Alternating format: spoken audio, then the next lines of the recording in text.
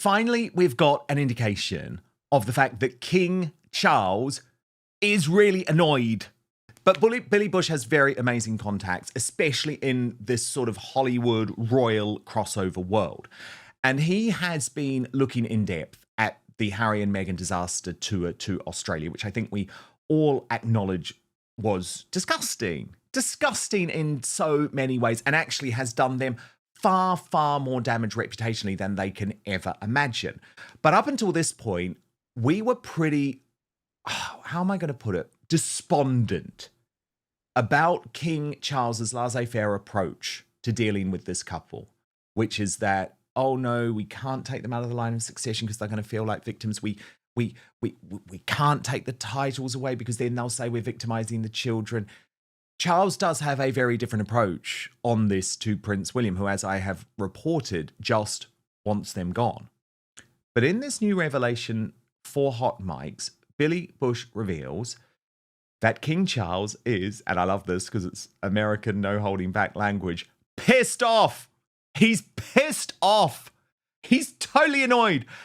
And I am actually delighted because I'm sick of Charles being upset and sad about what these two people are doing. Be annoyed, because it's an annoyance from King Charles that I believe will end up leading to action. Action against these two, who, as we saw from Harry in Ukraine this week, will continue to damage the British monarchy and will continue to damage the British government without a second thought for the reputation of King Charles, who we have to remember on Monday starts what is a very critical state visit to the United States of America, where he's going to be hosted at the White House by Donald Trump and give this major address to Congress. P. Dinah, I actually really enjoyed this reporting from Billy Bush, who is a veteran of the genre, but because I think he's in America and he doesn't do the same sort of airs and graces as a lot of the Royal Rota members do here, he just told it as it is. King Charles is pissed off. And he has a right to be pissed off. And for me, he has to take that anger, harness that anger, and actually do something about it, which is what Prince William is advocating for. But what did you make of Billy Bush's reporting there? Yeah, he hit it right. The whole situation, he laid it out. He hit the nail on the head completely perfectly for me. And it's like, yes, saying what he has said really, I think, shows how we are feeling here in the States about what's going on. And when he said about Diana, yes, I mean, Diana did the complete opposite of what Meghan is doing. And this is why Diana was so loved. And Meghan, you're the complete opposite of that. While, trying to maintain some kind of popularity, you don't get it by acting like a grifter. And you certainly don't get it by, trying to be all high and mighty and look like you are classy when what you're doing is ghetto. You right, I mean, Diana would like think about it. Diana would never do something like this, right? Even though she had her issues with the monarchy, she still did her work, her job. She still maintained a sense of, royal-like behavior. Like Meghan is just pathetic. And Harry, he is the one that has allowed this woman in her pathetic attitude and that she is doing to infiltrate into this monarchy, which the king, he should be completely pissed off. He should be more pissed off to do something about it. I think he always is trying to help his son a little bit here, a little bit there. But then Harry, what does he do? He turns around and does something that completely, sideswipes the monarchy to like, what in the world? So yeah, there needs to be some serious abruption to what is happening, because you cannot continue in this behavior, like with this wanting to make money and grift off of your title of the monarchy. It just brings the monarchy down to a level that is so low and low class. It bleeds into it, and it just is pathetic. And it's like, if you don't say anything, you are allowing it to happen. And I'm like so sick of the king not actually doing something and making consequences at your detriment to this institution. How could you do this? I mean, for me, Meghan is just being allowed to do what she's doing. And until she really does something that I guess is even worse than this, if you can get any worse. It's just going to keep happening. And that's the problem. It's going to continue to happen. Exactly, unless you take action, Charles. And this idea that, oh, if you don't do anything, that you're going to get better behavior from them, it's been proven to be untrue. It's like you could No, stick to that strategy if it was working. It's not working. I mean, right? P. Diner, we even see that outfit at Bondi Beach, right? The stripy outfit. And Yeah. there's been a lot of discussion online, her shirt there, which has now been taken down from her website where she was trying to sell this. Because remember, she was meeting with the victims of the Islamist attack on Jewish folk at Bondi Beach. And lots of people saying, P. Diner, that shirt actually bears an uncanny resemblance to the famous shirts that Jewish people used to wear in the concentration camps during World War II. Mm-hmm. So Yeah. it's like, this is the risk. It- you know, it's like when you have the right people around you, they think about these things. They work to make sure they're not offending people. Megan is so reckless, and who knows if this was something that was a mistake or not, whatever. She's just as reckless in her behavior and everything that she does. And this is part of the problem. You don't have these people in your circle that are working with you on these trips because they're very important. Like these set a tone that, everything that you do has to be thought out. And the right people in her circle would have thought about the fact that this shirt looks too similar to, the people in the concentration camps when they were wearing these outfits. They looked Megan's shirt looks very similar to this prison uniform. So it's like you would think that the right people would have thought about this. And the fact that they didn't and that she did wear this, and from what I understand, Dan, it's still on the website. It's just a different photo. She still is trying to merch off of this shirt.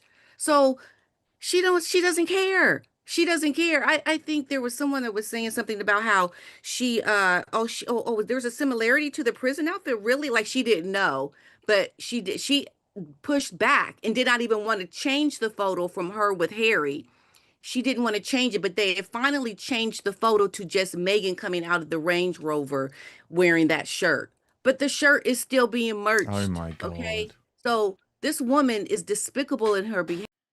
She is low class ghetto, is what I say. Yeah, because you know what? The queen saw a lot more than what we have seen.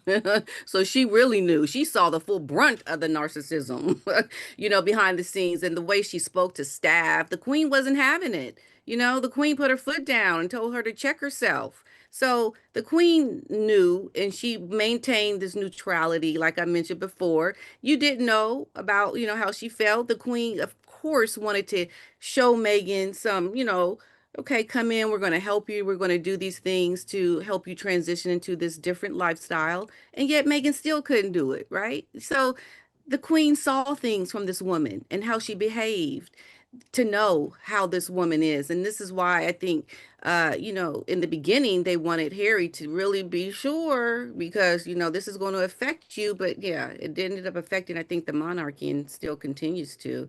It's just a disaster all the way around. I mean, again, it's Mm. too little too late, P. Diner. It's done. It's just Yeah, done. Like, yeah, as I keep saying, and remember, I was one of the first to talk about how Netflix was just done with Meghan so long ago. But Ted Sarandos is a clever guy. He is a strategic guy. It benefited Ted Sarandos to have Meghan Markle at the Beef launch. It was great for the promo of that show.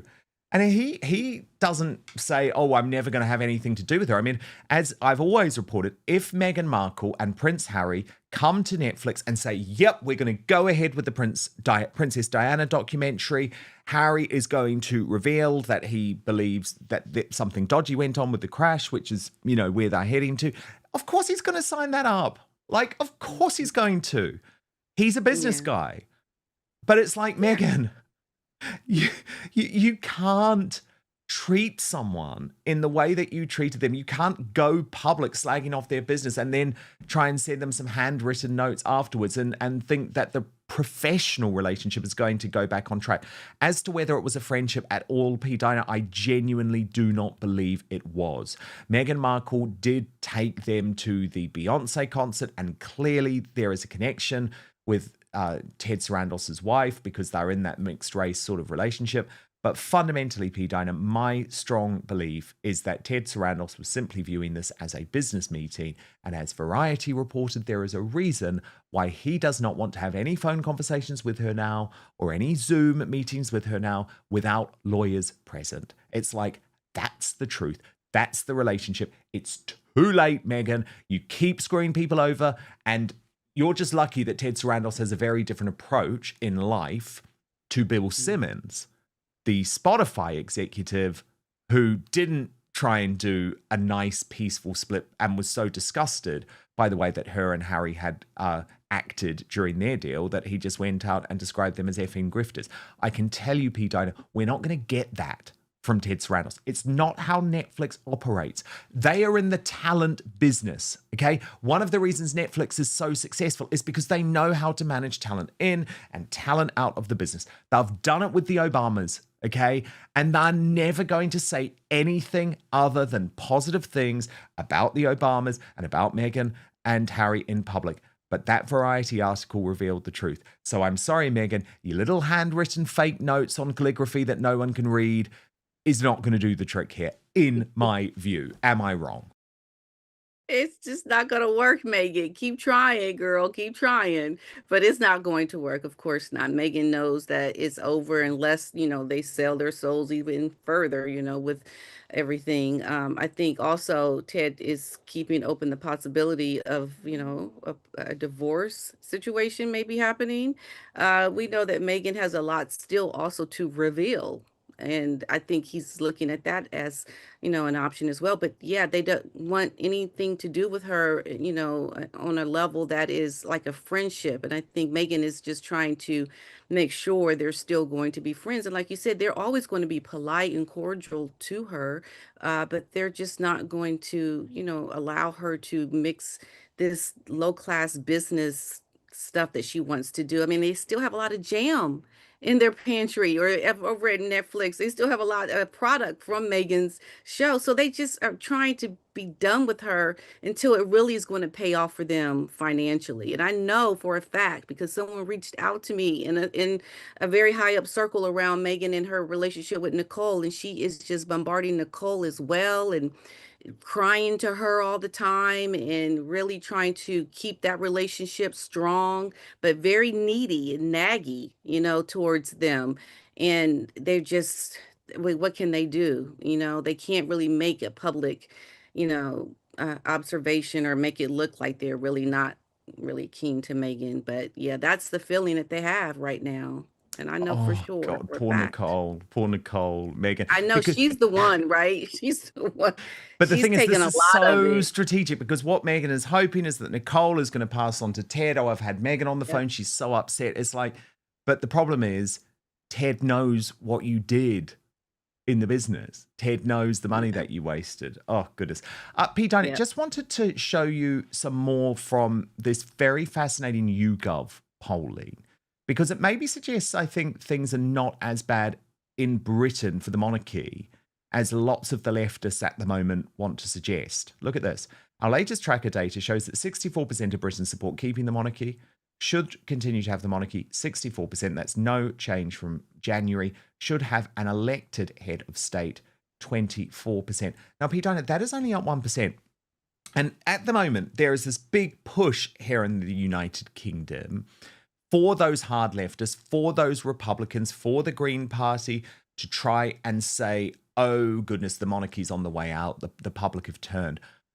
And you would have thought, given all of the headlines over the past few months, especially in regards to the arrest of Andrew Mountbatten Windsor, that there would be a little change, a little adjustment.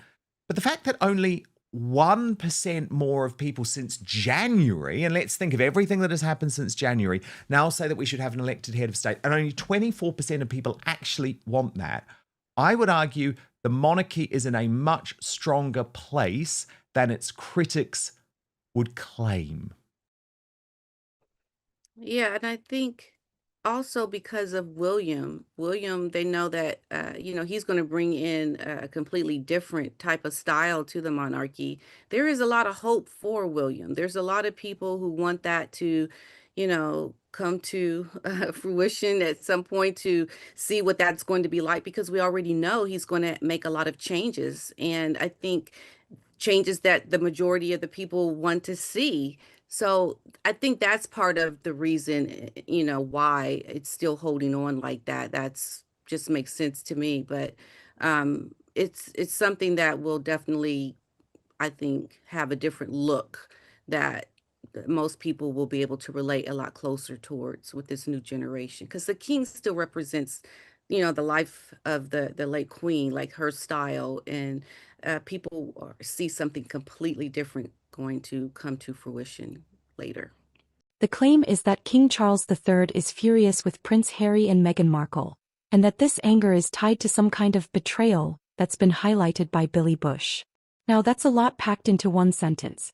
Strong language, big accusations, and a media personality thrown into the middle of a royal family situation. So the question is, what's actually going on here, and how much of this is fact versus interpretation? That kind of language immediately tells you something important. It's not coming from an official royal statement. The royal family, especially at the level of King Charles, doesn't communicate in those terms publicly. Now that doesn't mean there's no tension. There's clearly a history of strain between Prince Harry, Meghan Markle, and the royal family. But describing that as outright fury is a step beyond confirmed information. It's turning a complex relationship into a headline that grabs attention. Next is the idea of a betrayal. This is where things get even more vague, because the word itself is powerful, but also very open-ended. For others, it might be something more specific tied to a recent comment or report.